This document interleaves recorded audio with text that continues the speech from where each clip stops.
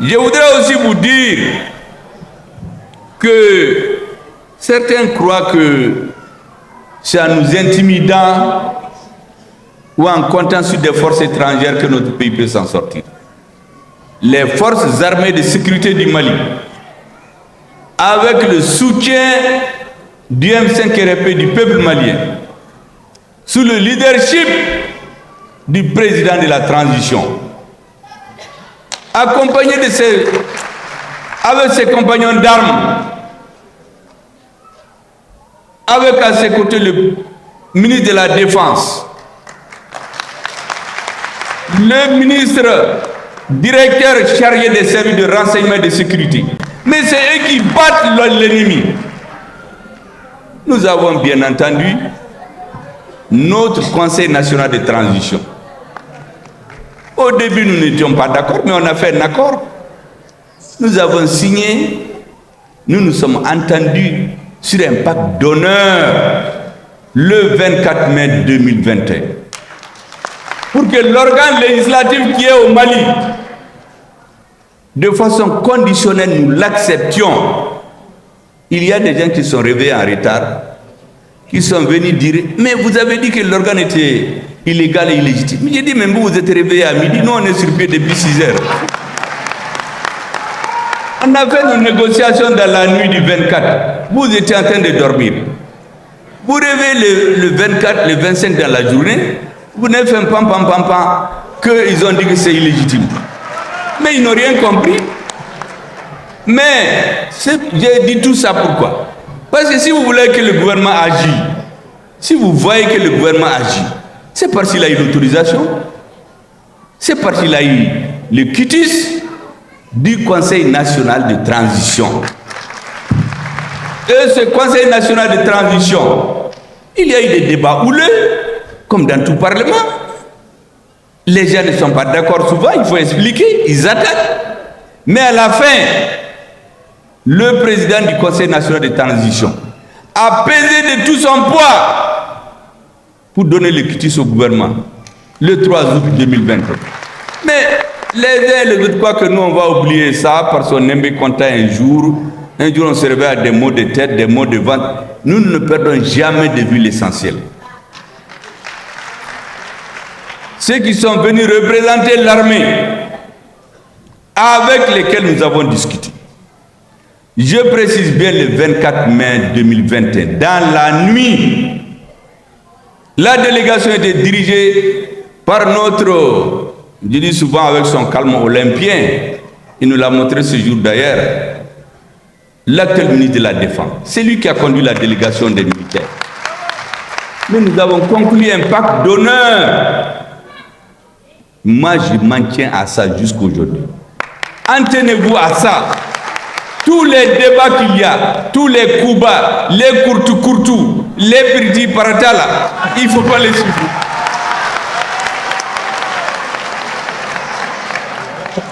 Parce que quand vous voulez atteindre des grands objectifs, il faut faire la part des choses entre ce qui est accessoire et ce qui est secondaire et ce qui est fondamental. Ce qui est fondamental, c'est les résultats que la transition a atteint. Personne ne doute aujourd'hui des résultats dans le domaine de la sécurité. Nous avons remercié toutes ces forces étrangères qui étaient un voile qu'on nous a mis sous la tête. Je crois que certains Maliens, je les entends ces derniers jours, dire oui, il faut négocier avec les terroristes. Les populations de Mopti, de Tombouctou, de Gao, de Menaka, de Kidal, de Tessalit, il faut que ça soit dit, entendu par les nouveaux amis du M5. N'accepteront jamais subir l'humiliation encore que notre peuple a subi pendant 30 ans. Lorsque des citoyens maliens se mettent à assumer un acte terroriste, la tuerie des populations qui étaient dans le bateau de Tombouctou, Mais ceux qui assument cette tuerie-là, vous voulez qu'on aille négocier sans parler? Il faut les poursuivre et les juger. S'ils veulent des négociations, mais ils reviennent comme des Maliens, ils se mettent sous le coup de la justice, elle peut les libérer, les Maliens peuvent pardonner, mais les humiliations que nous avons subies pendant des années, nous n'allons pas les oublier. Je voudrais vous rappeler quelques exemples. Vous rappelez ici, parce que les autres comptent sur l'oubli des Maliens, la mort dans l'âme. Nous avons suivi des humiliations pour le peuple malien. Jusqu'à la rectification au Conseil national, au Conseil de sécurité de l'ONU. C'est des ministres et des ambassadeurs d'autres pays qui lisent les résolutions concernant le Mali. Le ministre du Mali est assis en arrière. À partir de la rectification, c'est fini. C'est notre ministre. Et c'est pour cela que nous avons demandé à partir de 2022 que les pays qui soutiennent les terroristes, nous avons les preuves. Je profite pour réitérer cette demande du Mali, que le Conseil de sécurité organise une session spéciale pour que nous donnions les preuves. Tous ces terroristes-là sont créés, armés, entretenus par des forces étrangères. Mais cette humiliation, à partir de la rectification, c'est notre ministre des Affaires étrangères qui parle. Avant, les Maliens ne savaient même pas qu'on avait un ministre des Affaires étrangères là-bas. Vous vous rappelez, pendant 7 ans, tous les 6 avril, il y a une fête de l'indépendance de la République fantomatique de l'Azawad à Kidal. Et l'aménagement a fait des avions. Tous les ambassadeurs s'en vont. Et en 2017, il y a un représentant de l'aménagement qui a même eu le culot de souhaiter la bienvenue à la délégation malienne à Kidal, sur nos territoires. Je crois que les gens ont oublié tout ça. Moi, je n'ai rien oublié parce que je note tous les jours ce qui se passe. Donc, j'ai simplement regardé mes archives. Parce que les humiliations, nous n'allons jamais les oublier. Pendant 7 ans, les morts ne se comptaient pas. À Djabali, au Gassago 1, au Gassago 2, Bulkesi, Konna, Sabando, Ndeliman, etc. Les gens ont l'impression d'oublier tout ça. Mais tout ce qui a organisé ça, vous voulez que sans autre forme de procès, on dit qu'on va négocier. Mais on n'a fait que négocier pendant 30 ans. Ça n'a amené que des morts. Donc quand je vois des gens sautiller dans les médias ou des has-been politiques venir dans des réunions, nous dire « Ah, la force seulement ne suffit pas ». Est-ce qu'on a besoin d'aller à l'école pour savoir que la force seulement ne suffit pas? Mais un État, c'est la force et le droit. Tant qu'il y a des Maliens qui veulent s'imposer aux autres, il faut que l'armée joue son rôle. Et ce défaitisme qui consiste à commander la paix, nous ne sommes pas preneurs.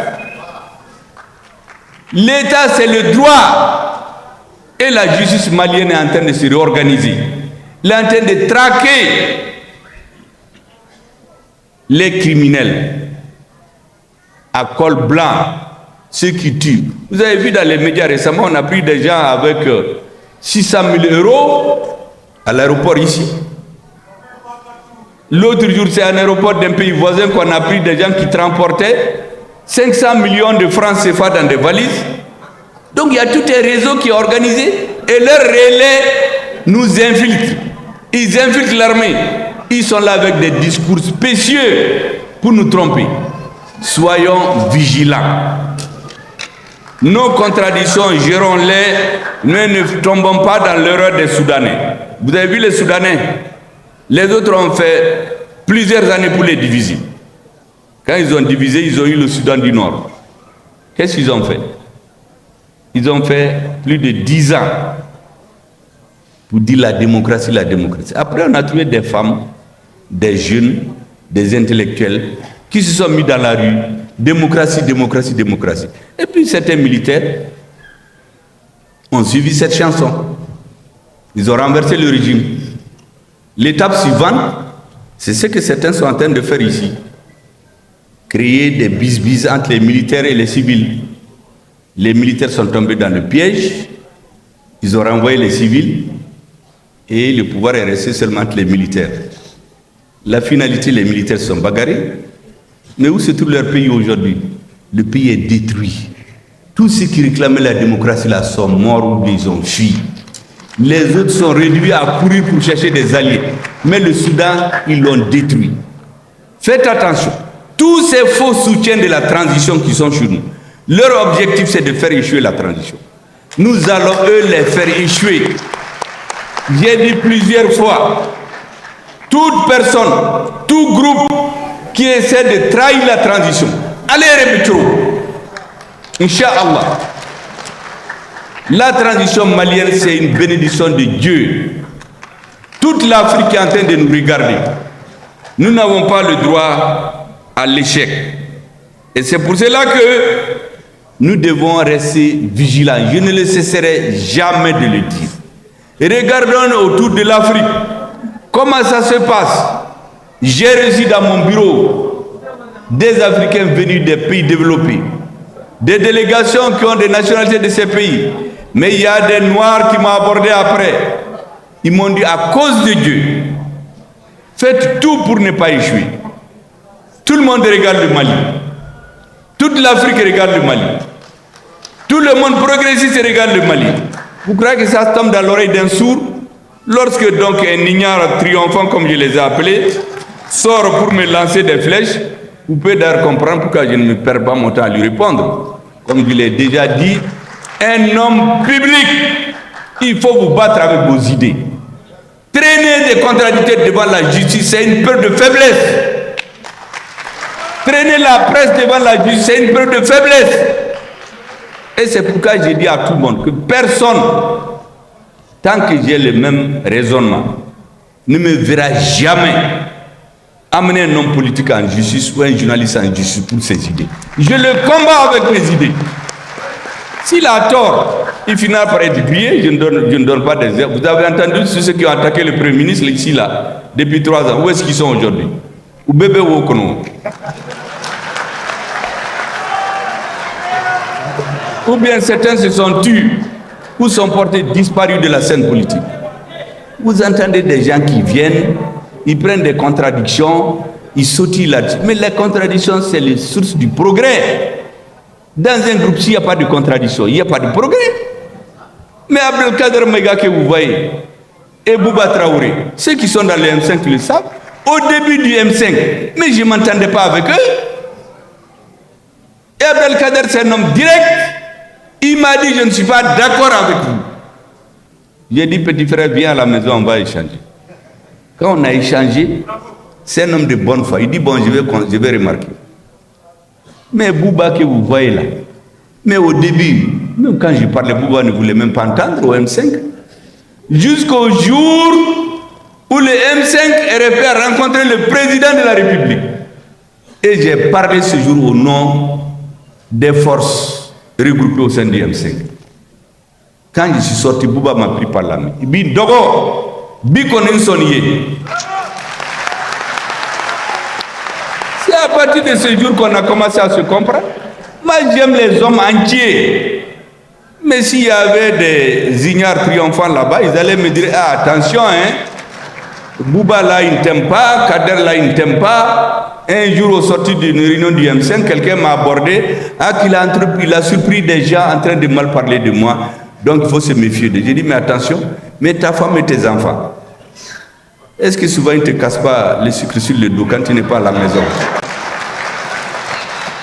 Parce que les enfants veulent des beaux habits, toi tu n'as pas l'argent. Ou bien madame veut aller à une cérémonie, tu n'en as. Mais ils te frappent, est-ce que ça veut dire qu'ils ne t'aiment pas? J'ai dit, mais c'est leur avis. Il faut gérer les contradictions entre les hommes. La société politique n'est pas une caserne. Et d'ailleurs, tous les gens que vous voyez trop polis pour être honnêtes, d'après Modibo Keïta, quand vous voyez quelqu'un qui est d'accord avec tout là, c'est un traître. Le président Modibo Keïta les a appelés, il dit trop poli pour être honnête. Et moi j'ai suivi, je vous assure, pour éviter qu'on se trompe, j'ai pris chaque président qui a eu la chance de diriger le Mali. Je peux me tromper, j'ai regardé son parcours. Où est-ce qu'il a réussi? Quels étaient ses atouts? Où est-ce qu'il a échoué? Quelles sont les erreurs que nous ne devons pas commettre? Tous les présidents, Modibo avant lui, Filidabo Sissoko, Mamadou Konaté, Modibo Keïta, Moussa Traoré, Amadou Toumani Touré, Amadou Aya Sanogo, Dionkunda Traoré, Ibrahim Bokar Keïta, Assimi Goïta. Je regarde tous ces présidents et tous les matins je prie Dieu de ne pas m'amener à commettre une erreur fatale. Parce que nous avons une obligation politique, historique dans cette affaire de M5. Nos partenaires militaires, c'est la chance du Mali. Parce que je ne suis pas sûr que dans l'espace politique, c'était facile de trouver des jeunes de 30, 40, 50 ans qui ont une conscience patriotique élevée. Et donc s'ils flanchent quelque part, nous devons accepter, nous devons encaisser. Parce qu'ils sont le produit de leur âge. Je suis sûr qu'il y a certaines choses qu'ils font aujourd'hui, quand ils auront 60 ans, ils ne vont pas les faire. Et donc quand je vois que quelque chose ne va pas, je me dis, ah, il faut encaisser. Il faut accepter. Pour qu'on avance. Certains souhaitaient que ça n'arrive pas. Dès le début de la transition, certains voulaient qu'on transforme le M5 en refait en un mouvement d'opposition aux militaires. J'ai dit non. Bora. À la veille de l'embargo, ils sont venus démarcher les jeunes du M5 pour dire que quand il y aura l'embargo, le régime va tomber. Il n'y aura rien. Bora. Il y en a qui ont dit aux jeunes, le pouvoir ne dépasserait pas 3 mois.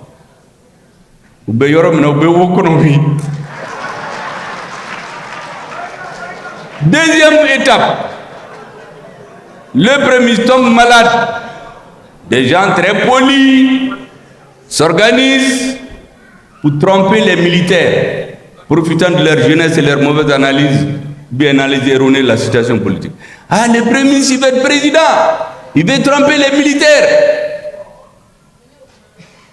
Il croit qu'il est né pour être président. Vous croyez que c'est quelqu'un qui choisit d'être président? C'est Dieu qui décide, c'est lui qui doit être président là. Il y a 3 ou 4 ans, est-ce que quelqu'un pensait que j'allais être ici pour parler devant vous comme Premier ministre? Jamais. Personne n'avait pensé qu'Assimi Goïta allait être là. Il était au front. Il côtoyait la mort.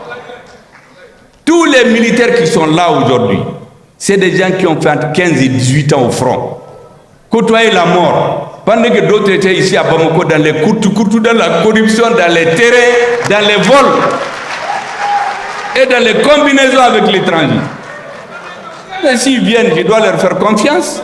S'ils font des erreurs, je dois attendre de comprendre. Si on a l'occasion, on s'explique. S'ils ne veulent pas qu'on s'explique, je les laisse. Le bénéfice de l'âge doit jouer. Nous avons une responsabilité morale, historique, particulière dans la transition au Mali. C'est pour cela qu'il y a des choses que vous ne comprenez pas. Je vous dis, acceptons, avançons. Ceux qui sont dans l'erreur vont comprendre. Je suis convaincu qu'à la fin de la transition, la sagesse va prévaloir. Nous allons nous retrouver avec vous et avec d'autres pour dire comment la transition malienne doit continuer. Mais est-ce qu'on a besoin de rentrer sur Facebook, sur Internet, faire du bouquin pour trouver le chemin pour le peuple malien? Pas du tout. C'est dans la sagesse, dans la réflexion, dans la patience, c'est en ce moment que les choses vont changer. Certains sont venus dire, on va changer le Premier ministre. J'ai entendu même quelqu'un dire, mais Assimi n'a qu'à prendre ses responsabilités. On n'a qu'à changer le Premier. Vous croyez qu'on a ramassé le Premier dans les caniveaux?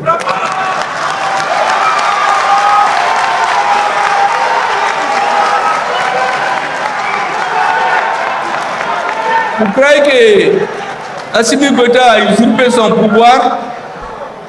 Le président de la transition du Mali a une légitimité historique. Parce que c'est les militaires, ceux qui ont parlé au nom des militaires qui l'ont choisi. C'est à eux de dire s'il est bon ou non. Pour l'instant, nous on est contents de son travail, mais de quoi on va se mêler? Et de quoi ces ignares triomphants là vont se mêler sur le choix du Premier ministre? C'est eux qui l'ont choisi. Mais le président était le produit d'un double consensus. Légitimité historique, les militaires étaient d'accord sur lui. Le M5 a accepté. Donc c'est le président. Le Premier ministre, c'est la même chose. On n'a pas été avec un filet chercher dans les caniveaux ou bien dans le fleuve Niger pour trouver quelqu'un. Mais il est le produit d'un double consensus. Mais quand ce consensus existe, pourquoi un énergumène va aller dans les médias? Ah mais Assimi, quand est-ce qu'il a qu'à prendre ses responsabilités?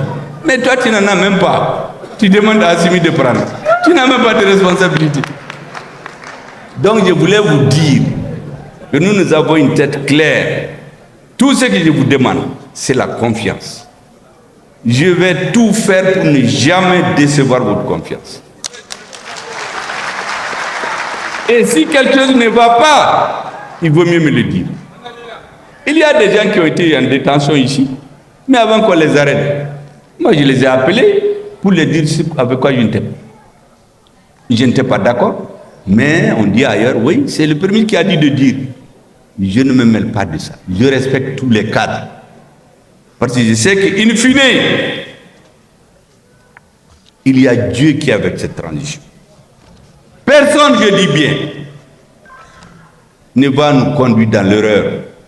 Tous ceux qui veulent faire échouer la transition, c'est eux qui vont échouer. Tout ce contre quoi le peuple s'est levé, s'est battu. Celui qui va contre ça, le peuple va le combattre.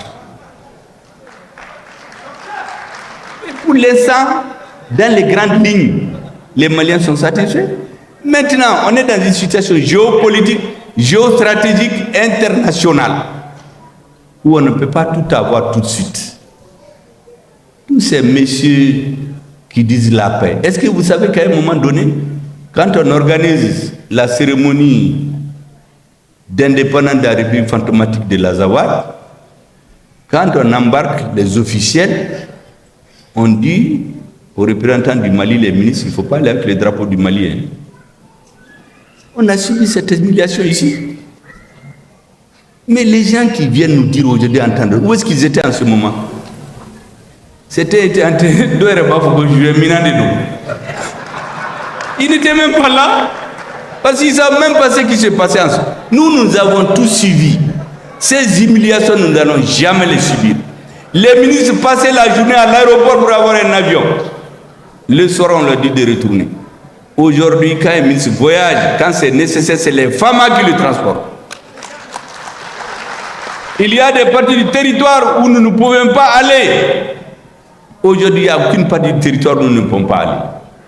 Maintenant, quand nous tombons dans des embuscades, il y a certains qui s'en réjouissent à peine, mais comme c'est des grands démagogues, ils reviennent chercher dans les discours de 30 minutes. Est-ce qu'il y a une minute où quelqu'un a flanché? On prend ça, on zoome ça, et puis on sort. Méfiez-vous de ces genres de gens. C'est ce qu'on appelle la troisième colonne. Ils sont plus dangereux que ceux qui vous combattent à visage découvert. Ils vous approchent, ils font semblant d'être avec vous. Et demain, que Dieu nous engage, si le régime change, c'est les premiers à les fêter avec le nouveau régime. Je voudrais vous remercier encore de la confiance que vous portez au gouvernement de transition, du soutien au gouvernement de transition. J'ai toujours dit qu'il y a un certain nombre de choses qui ne doivent pas être négociables. La patrie au-dessus de tout. Je suis de gauche, de droite, de tel parti, partisan de ATT, de IBK, de Moussa Traoré, de Modibo Keïta. Tout ça, c'est des discours. La patrie. Il ne faut jamais que nous clignotons à droite et virer à gauche. Parce que certains font, ou certains veulent faire. Clignoter à droite, mais ils virent à gauche. Quand le peuple va se rendre compte que vous l'avez trompé, il va vous rattraper. Deuxième chose, il faut aimer, soutenir et sacraliser les forces armées de sécurité. Un État sans armée n'existe pas. Historiquement, tous les États qui se sont fondés, c'est sur le modèle militaire. Quand un chef d'État affaiblit l'armée, il est là pour détruire. Troisième chose, dites toujours la vérité. Ne mentez jamais. Parce que si vous mentez, ça va vous rattraper. Il y en a, vous savez, on sort leur vidéo, il a dit ça aujourd'hui, voici ce qu'il a dit hier. Allez-y prendre mes vidéos depuis plus de 30 ans.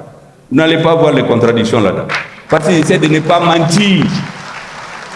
Tout ce que j'ai dit, j'essaie d'avoir les preuves. Si je n'ai pas les preuves, je n'en parle pas. Donc, et enfin, celui à qui Dieu a donné la chance d'être à la tête du pays, il faut le respecter. Jusqu'à ce que Dieu en décide autrement. De toute façon, beaucoup pensent que le destin des présidents et des premiers, c'est dans leurs mains. Mais ils se trompent, c'est dans les mains de Dieu et du peuple. Le jour où Dieu et le peuple en décideront autrement. Mais avant ça, il faut le respecter.